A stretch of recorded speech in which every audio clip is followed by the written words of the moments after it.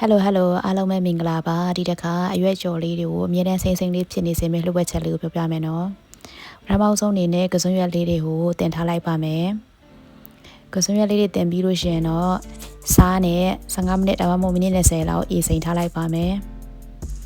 အဲ့လိုရေစိမ်ထားတော့မှဆိုလို့ရှိရင်တော့တပြားရိုက်ဖို့အတွက်ကြက်သွန်ပြူလေးတွေကိုခွာထားပါမယ်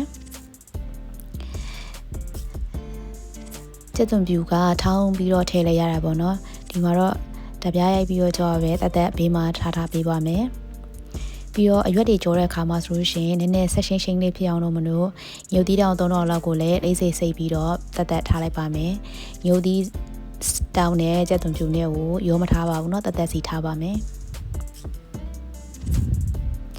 ပြီးရင်ရေးစစ်ပြီးတော့ကြော်ရမယ်ပေါ့နော်စီနဲ့ထဲမယ်လှုပ်ဝက်ချက်ကခုမှလာမှာပါเนาะ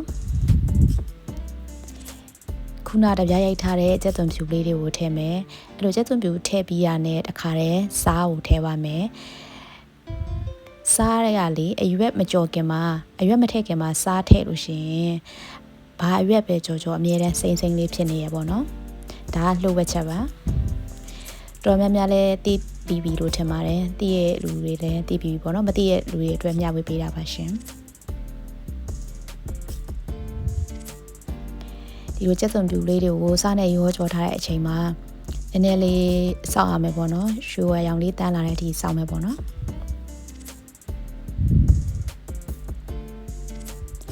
ဒီလိုကြက်သွန်ပြူလေးတွေရွှေဝါရောင်တန်းလာပြီဆိုလို့ရှိရင်တော့မီးနဲ့ရှော့ပေးဖို့လိုပါတယ်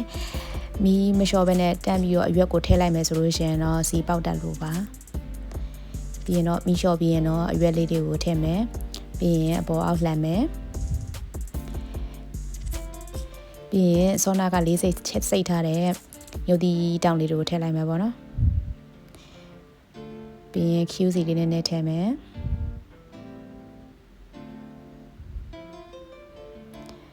နည်းနည်းအပေါ်အောက်လေးလှန်ပြီးသွားရင်ရပါပြီရှင်ညီမကတော့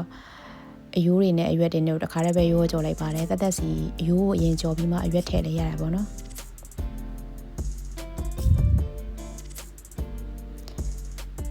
ဒါဆိုရင်တော့အမြဲတမ်းစိမ့်လေးဖြစ်နေမယ်လှုပ်ဝက်ချက်ကိုသိပြီးပြီလို့ထင်ပါတယ်အရွက်တွေကြော်တဲ့အခါအရွက်မထည့်ခင်စားထည့်ဖို့လိုပါတယ်နော်ကျေးဇူးပါ